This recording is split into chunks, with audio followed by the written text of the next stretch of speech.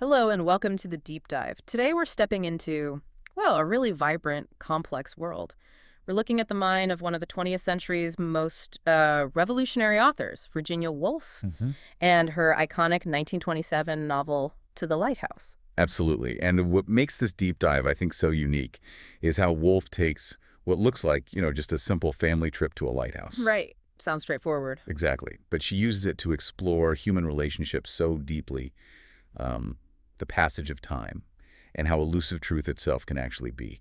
You've shared some incredibly rich material with us, and our mission today really is to uncover those surprising facts and insightful nuggets that make this novel just so profound. Okay, so let's unpack this then. We're diving into the domestic rhythms, the hidden thoughts, and the truly epic scope of everyday life that Woolf captures so masterfully. Get ready for some maybe illuminating insights as we journey to the Sounds lighthouse. good. Our journey starts in the window, that's the first part of the novel, and it drops us right into the heart of the Ramsay household. Almost immediately, you hit this core tension. Mr. Ramsay's very stark declaration, "It won't be fine," hmm and then Mrs. Ramsay's optimistic counter, "It may be fine. I expect it will be fine." This isn't really just about the weather, is it? No, not at all. It instantly sets up these two fundamentally opposing ways of seeing the world. Yeah. And these two figures, Mr. and Mrs. Ramsay, they're really the emotional and intellectual anchors of this whole first section. Hmm. Mr. Ramsay, for instance, he's painted with this striking, almost stark imagery, leans as a knife, someone who's incapable of untruth. Very direct. Very direct. He believes life is difficult, facts uncompromising. And these aren't just descriptions, right? They're Woolf's amazing brushstrokes, instantly showing him as this figure of intellectual precision, maybe even rigidity. Right, and his directness often just cuts through the more nuanced emotional stuff around him. Exactly. That intensity really leaps off the page. He's an academic, constantly wrestling with those big philosophical questions, that classic subject and object Right. divide, how we perceive reality versus what's really out there. Yeah, his big project. It's so abstract that Lily Briscoe, with her painter's eye, she famously pictures his work as a rather sterile, scrubbed kitchen table. Huh. Yeah, that's such a great image. It really is. It's like Wolf's brilliant shorthand for saying sometimes pure intellect without the emotional context, it can feel quite dry. Definitely. And for all that intellect, he's plagued by this fear of being a failure, constantly pushing to get past Q in his philosophical alphabet. Right, to reach R. Exactly. And what this reveals, I think, is this profound vulnerability under all that intellectual rigor. He desperately needs sympathy and whiskey and someone to tell the story of his suffering. Which is such a human need, isn't it? Yeah. And it stands in powerful contrast to Mrs. Ramsay. Her whole essence is defined by empathy and practical charity. Hmm. You see her knitting that reddish-brown stocking for the lighthouse keeper's little boy who was threatened with a tuberculous hip. Just a deeply compassionate act. Yeah, very tangible. Very. And she even carries that notebook and pencil because she wants to become an investigator, elucidating the social problem in her local community. She's this force of nurturing and connection. But for all that outward giving, she really yearns for solitude, doesn't she? That wedge-shaped core of darkness. Yes. And finds happiness, exquisite happiness, connected to the lighthouse beam. That phrase, wedge-shaped core of darkness, it's so evocative. It perfectly captures her need for an internal space, like a sanctuary, away from the constant demands of being a wife and mother. She's searching for a coherence in things, Hmm. a stability, like a ruby in the sort of chaos of life. Yeah. And the children's perspectives are just as crucial, I think. They reveal the raw emotional landscapes of the household. James's profound hatred for his father's tyranny. Oh, it's fierce. It really is. Yeah. And that compact to resist tyranny to the death that he shares with Cam, it showcases this deep-seated resentment that's almost visceral. And they also seek refuge, don't they? Yearning for privacy in the attics, where there was no other privacy to debate anything, everything. It really highlights that struggle for individual space within the family unit. Yeah, finding their own corners. But the Ramsay household isn't like a closed system. Its complex internal dynamics are often mirrored or challenged or kind of illuminated by the outsiders who orbit their world. Right, the guests. Yeah. Among these, Charles Tansley, the atheist, he immediately stands out for the intellectual and social friction he creates. The children famously call him a miserable specimen and a sarcastic brute. Mm-hmm. That he poke, he shuffled. Not exactly flattering. No. And his background as a working man's son who paid his own way since he was 13, it gives him this unique, maybe defensive intellectual drive, you know? He's working on his prolegomena to mathematics or philosophy, And he asserts himself by proclaiming women can't paint, women can't write. which is an immediate challenge to figures like Lily Briscoe right there in the house. Exactly. And then there's Lily Briscoe herself, the artist. She's such a keen observer, but often feels inadequate in Mrs. Ramsay's very magnetic presence. Yeah, who wouldn't? Right. Woolf uses Lily's artistic struggles to comment on the broader creative process, describing the passage from conception to work as dreadful as any down a dark passage for a child. It's quite intense. It really is. And her feelings about Mr. Ramsay are so complex. She sees him as both a tyrant and possessing this fiery The unworldliness. contradiction. Yeah. Oh, And her mixed feelings about love and marriage, seeing it as both beautiful, so exciting, and the stupidest, the most barbaric of human passions, that offers a real counter narrative to Mrs. Ramsay's more traditional view. absolutely. She feels saved from that delusion by not marrying, choosing an independent path instead. And we can't forget Augustus Carmichael, the poet. He's quieter, yeah, but profoundly important. The silent observer. Totally. A silent, contemplative presence who uses opium, representing a different kind of wisdom, maybe. Mrs. Ramsay respects his composure, and interestingly, even Mr. Ramsay, despite all his own academic anxieties, he admires Carmichael, calls him a true poet. Which says a lot, coming from Mr. Ramsay. Carmichael's almost like a philosophical mirror, reflecting a quieter, more inner world than the Ramsay sort of bustling one. Yeah, that's a good way to put it. And what Woolf masterfully creates in this section is really a tapestry of perceptions, isn't it? Where individual viewpoints are constantly clashing and intertwining. Definitely. Like, Mrs. Ramsay really wants William Banks and Lily to marry. She sees them as cold and aloof and rather self-sufficing. Well, Lily stubbornly resists. Yeah. She cherishes her artistic freedom. It really highlights how characters project their own desires onto others. That idea of a tapestry of perceptions is so key here. It means every character's reality is kind of valid, even when they clash. Does that same clash play out when Mrs. Ramsay tries to discuss social injustices, like dirty milk or the lack of hospitals on the island, and she's just met with laughter from her own family? Oh, absolutely. Yeah. That moment really underscores her isolation. Even when she's surrounded by people, she's trying to engage with this larger world of social problems. Right. But her family just retreats into their own domestic bubble, unable or maybe unwilling to meet her there. It's a really poignant moment of disconnection. Yeah.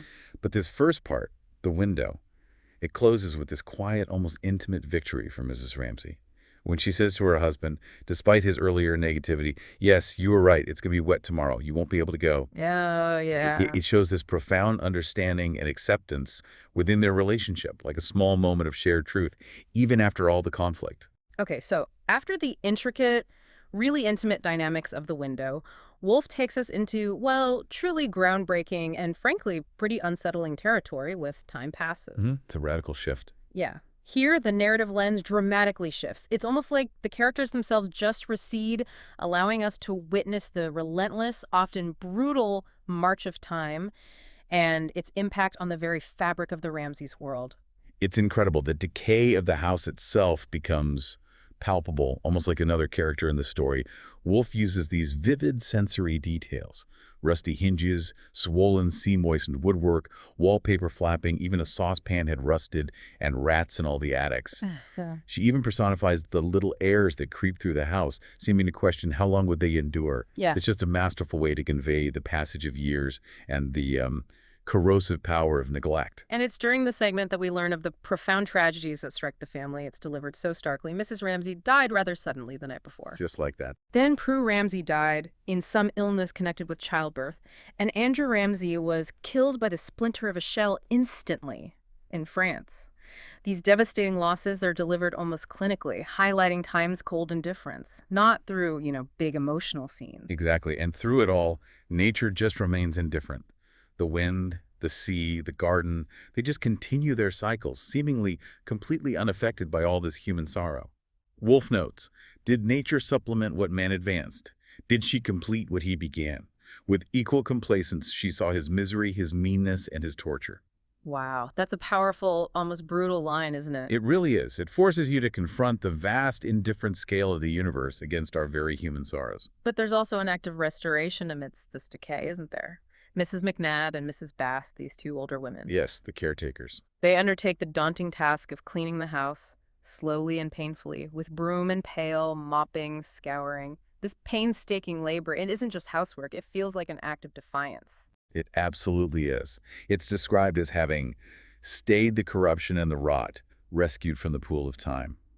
It's a powerful contrast, this almost overwhelming decay, giving way to painstaking restoration. So the house is slowly, painstakingly brought back to life, preparing for the eventual return of the family. Right. It suggests that while time passes and things decay, there's always a possibility of renewal, however gradual or difficult it might be. It's like a testament to human persistence, even when facing immense loss. And so we arrive at the lighthouse, the novel's climactic third part. This brings a different kind of journey and maybe resolution. The long-awaited boat trip to the lighthouse finally happens with Mr. Ramsay, James, and Cam. Finally. But the tension between Mr. Ramsay and his children, it's still there, marked by their enduring compact to fight tyranny to the death. Oh yes, that compact is still very much alive. And on the boat, Mr. Ramsay's internal world is just on full display. He still craves praise. He makes these dramatic declarations like, "We perished, each alone." Classic Mr. Ramsay. Totally. Yet surprisingly, when he hears of men drowning nearby, his simple response is just, ah. Hmm. It shows this acceptance of straightforward facts.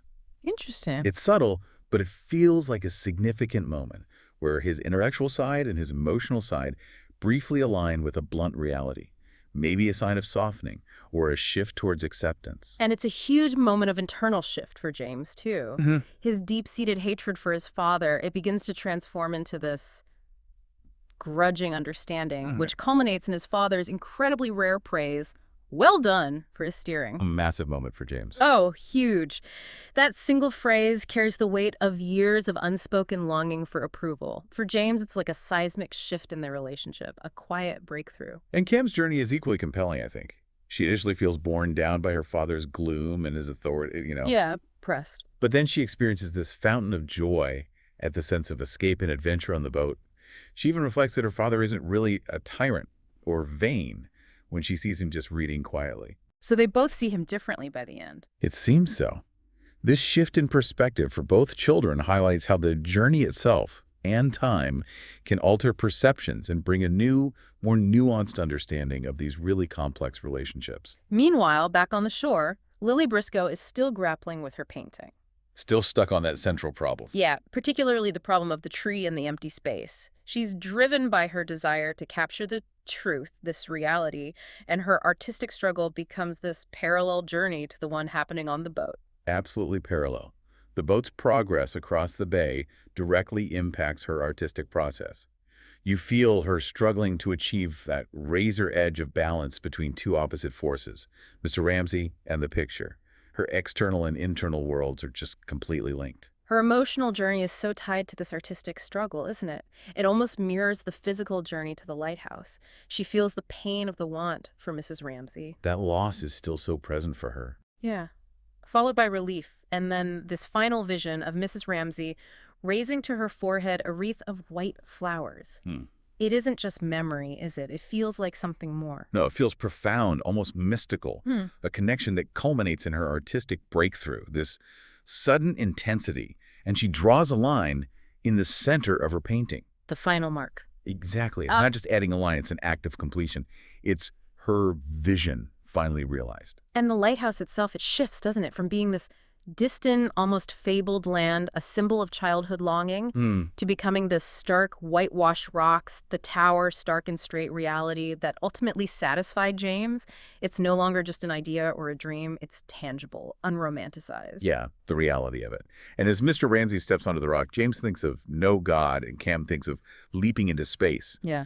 These aren't just descriptions of arrival. They feel like moments of ultimate liberation or maybe definitive arrival at a long-sought destination. Both physically and emotionally for the children. Right. It represents confronting reality, stripped of illusion, perhaps. And Lily's final pronouncement, "He must have reached it," followed by "It is finished," it powerfully ties that physical journey to the lighthouse with her own artistic completion.